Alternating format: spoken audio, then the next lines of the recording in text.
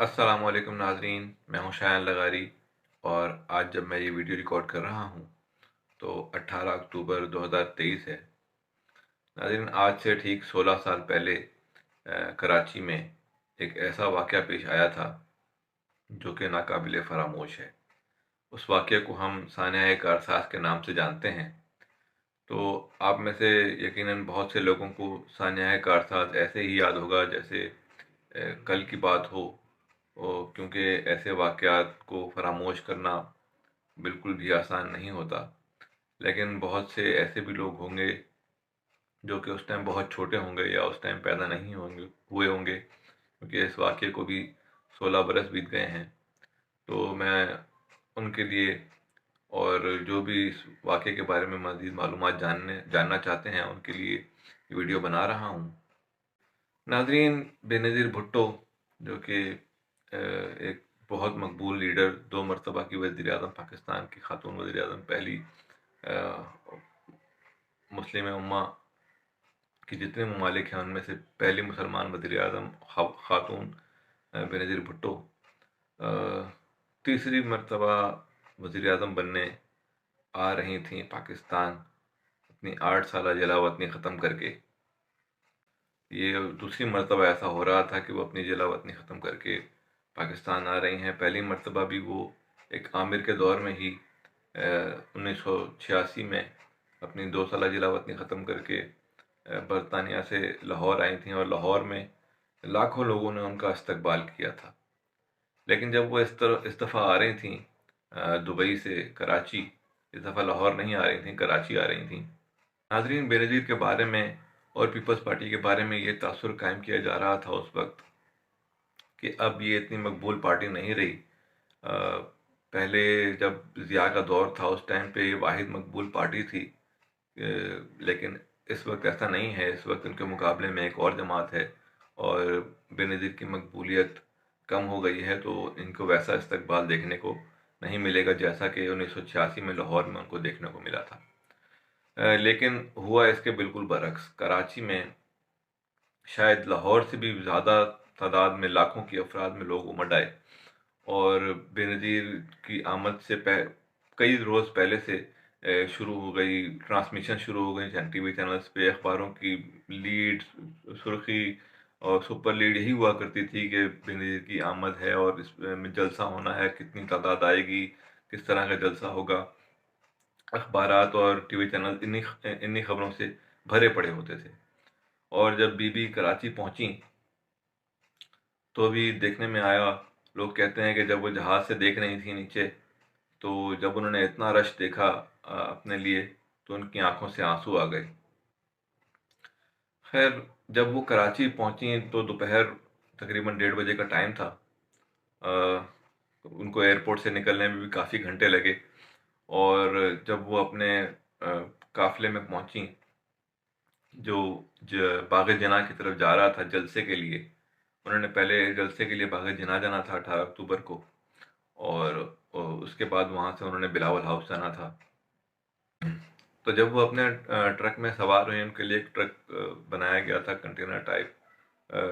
Truck جس میں وہ تھیں، تو اس ٹرک کو چاروں طرف سے جو ہے وہ کفن پہنے ہوئے لوگوں نے جو ہے وہ اس کو حصار میں لے لیا، اور وہ ایک فورس تھی جو بی بی کی حفاظت کے لیے تعینات کی گئی تھی، اور ان کا نام تھا جانثاران بے نظیر۔ وہ 3 صفوں میں بے نظیر کے گاڑی کی جو ٹرک تھے، بے نظیر کی گاڑی کے ٹرک کے آگے جو ہے وہ سفر کر رہے تھے، پیدل چل رہے تھے، کیونکہ بہت ہی سست رفتاری کے ساتھ یہ قافلہ چل رہا تھا۔ اس کی سست رفتاری کا اندازہ ہم اس طرح سے لگا سکتے ہیں کہ جہاں پہ کارساز کا سانحہ پیش آیا، وہاں تک ایئرپورٹ سے راستہ تقریباً کوئی 15-20 منٹ کا راستہ ہے، لیکن بے نظیر کو وہاں تک پہنچنے میں 10 گھنٹے تقریباً جو ہے وہ 10 گھنٹے تک کا وقت لگا بے نظیر کے قافلے کو۔ ناظرین، ہوتا یہ ہے کہ لوگ ایئرپورٹ سے نکلنے کے بعد بہت خوش ہیں بے نظیر کو دیکھ کے۔ وہاں پہ ہنسی مذاق ہو رہا ہے، ناچ گانا ہو رہا ہے، جشن منایا جا رہا ہے، یہ سب کرتے ہوئے قافلہ آگے چلتا جا رہا ہے۔ جب کارساز کے مقام پہ یہ قافلہ پہنچتا ہے، شارع فیصل پہ کارساز کے برج کے پاس، تو اس ٹائم وہاں وہاں کی لائٹیں جو ہے نا وہ بند ہوتی ہیں۔ یہ لائٹیں بند دیکھ کر کافی لوگ پریشان بھی ہو جاتے ہیں کہ یہاں پہ کیوں اتنا اندھیرا ہے، کچھ آس پاس لوگوں کو نظر نہیں آ رہا ہوتا۔ خیر اتنے میں ہی بے نظیر کے گاڑی کے پاس ایک بچے کو لایا جاتا ہے، کپڑے میں لپٹے ہوئے، گدے میں لپٹے ہوئے بچے کو۔ اب اس میں دو ورژن آتے ہیں۔ ایک ورژن میں یہ ہے کہ بے نظیر بھٹو جو ہے وہ منع کر دیتی ہیں، کہتی ہیں کہ یہ بچے کو کوئی ہاتھ نہ لگائے، کوئی ہاتھ نہ لگائے۔ اور دوسرا ورژن یہ آتا ہے کہ بے نظیر اس کو ہاتھ لگانا چاہتی ہیں، لیکن رش اتنا ہوتا ہے کہ وہ اس بچے کو ہاتھ نہیں لگا پاتی ہیں، کچھ چھو نہیں پاتی، اور دور سے ہی اس کو ہاتھ ہلا دیتی ہیں۔ ایک ورژن سے یہ ثابت ہوتا ہے کہ بے نظیر بہت ہی نرم دل کی تھیں، بہت ہی احساس رکھنے والی، بچوں سے محبت کرنے والی۔ ایسا نہیں ہے کہ دوسرے ورژن سے یہ ثابت ہوتا ہے کہ وہ بچوں سے پیار نہیں کرتی تھیں ایسا کچھ، لیکن دوسرے ورژن سے یہ ثابت ہوتا ہے جس میں وہ منع کر رہی ہیں لوگوں کو کہ بچے کو کوئی ہاتھ نہ لگائے، کہ وہ بہت ہی ذہین تھیں۔ کیونکہ ناظرین پھر وہی جو بچہ تھا، اسی کے جس گدے میں وہ لپٹا ہوا تھا، اسی میں دھماکہ ہوتا ہے۔ یک کے بعد دیگرے تقریباً آدھی رات کو 1 منٹ سے بھی کم وقت کے فاصلے سے 2 دھماکے ہوتے ہیں، اور ہر طرف جسمانی اعضاء بکھرے ہوئے اور لوگ بھاگتے ہوئے نظر آتے ہیں۔ اور زیادہ تر لاشیں ان میں انہیں جانثارانے بے نظیر کی ہوتی ہیں جو کہ کفن پہن کے آئے ہوتے ہیں اور بے نظیر کی حفاظت کے لیے وہاں پہ تعینات ہوتے ہیں، ٹرک کے آگے چل رہے ہوتے ہیں۔ اس کے علاوہ بہت سے جسمانی اعضاء ایسے ہوتے ہیں جن کی شناخت نہیں ہو پاتی، اور اس وجہ سے ہی ایسا آج بھی ہوتا ہے کہ لوگ کوئی کہتے ہیں کہ 177 لوگ جو ہے وہ اس حادثے میں شہید ہوئے تھے، کوئی کہتا ہے 200 ہوئے تھے، کوئی کچھ اور ہندسہ بتاتا ہے۔ آج جب 16 سال گزر گئے ہیں اس واقعے کو، تب بھی کوئی رائٹ فگر اس بارے میں جو ہے وہ نہیں فراہم کرتا کہ کتنے لوگ واقعی اس سانحے میں شہید ہوئے تھے۔ خیر ہوتا یہ ہے کہ پھر ایک گاڑی آتی ہے، بے نظیر کیونکہ محفوظ رہتی ہیں سانحے میں، بے نظیر کو کچھ نہیں ہوتا، تو ایک گاڑی آتی ہے اور بے نظیر کو ٹرک سے گاڑی میں بٹھا کر بلاول ہاؤس لے جایا جاتا ہے، جلسے کو منسوخ کر دیا جاتا ہے۔ بے نظیر کے بارے میں کہا جاتا ہے کہ وہ پوری رات سوتی نہیں ہے، پریشانی کی وجہ سے اور دکھ کے عالم میں ان کو نیند نہیں آتی، اور صبح اٹھتے ہی فوراً وہ زخمیوں کی اور جو شہید ہوئے ہیں ان کی عیادت کے لیے بستیوں کا، لیاری کا اور اسپتالوں کا، لیاقت نیشنل اسپتال، جناح اسپتال، ان اسپتالوں کا رخ کرتی ہیں، اور وہاں جا کے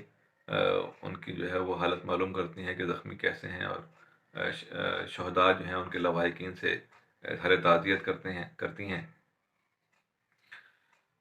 پھر ناظرین ہوتا یہ ہے کہ اس کی تحقیقات، سانحہ کارساز کی تحقیقات، ایک تو یہ کہ جو لائٹس تھیں وہ کیوں بند تھیں، اور دوسرا کہ یہ سانحہ جب پیش آیا اس کے فوراً 2 گھنٹے بعد ہی جو جائے واقعہ ہوتی ہے، جس جگہ یہ واقعہ پیش آتا ہے اس کو دھو دیا جاتا ہے۔ ناظرین کرائم سین ایک بہت ہی اہم وہ ہوتا ہے، کسی بھی انویسٹیگیشن کے لیے اس کو محفوظ رکھنا ہوتا ہے، لیکن اس کو جو ہے وہ دھو دیا گیا تھا 2 گھنٹے بعد ہی۔ کس نے دھویا، کس کے احکامات پہ دھویا گیا، اس کا آج تک کچھ پتہ نہ چل سکا۔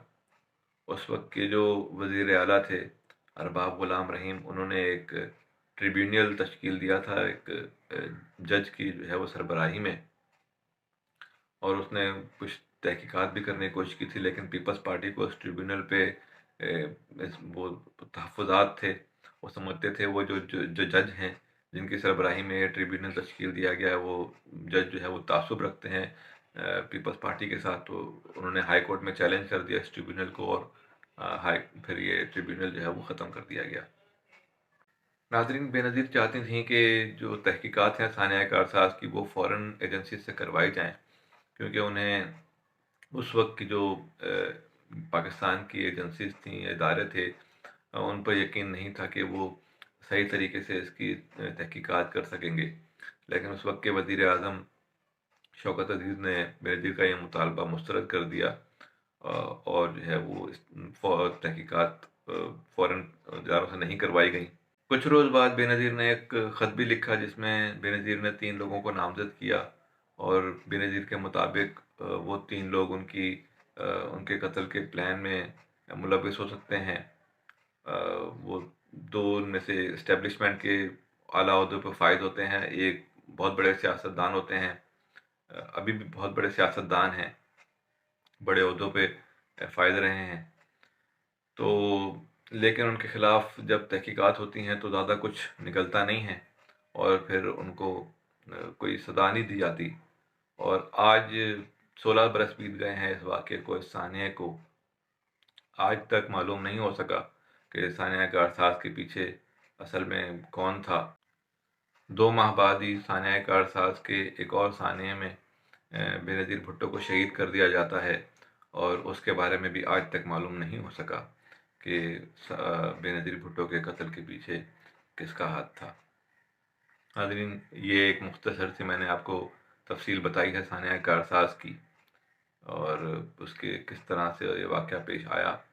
امید ہے آپ کو میری ویڈیو پسند آئی ہوگی۔ اگر آپ کو میری ویڈیو پسند آئی ہے تو اسے پلیز لائک کیجیے، زیادہ سے زیادہ لوگوں میں میری ویڈیو شیئر کیجیے۔ میرے چینل کو اگر آپ نے اب تک سبسکرائب نہیں کیا تو اسے پلیز سبسکرائب کریں، ساتھ میں بیل آئیکن کو بھی پریس کریں تاکہ آپ کو میری آنے والی ویڈیوز کی نوٹیفیکیشن موصول ہوتے رہیں۔ اگر آپ نے میری پرانی ویڈیوز نہیں دیکھیں تو وہ بھی آپ دیکھ سکتے ہیں، آپ کو میری چاروں طرف نظر آ رہی ہوں گی۔ ابھی تک کے لیے اتنا ہی، بہت بہت شکریہ۔ خدا حافظ۔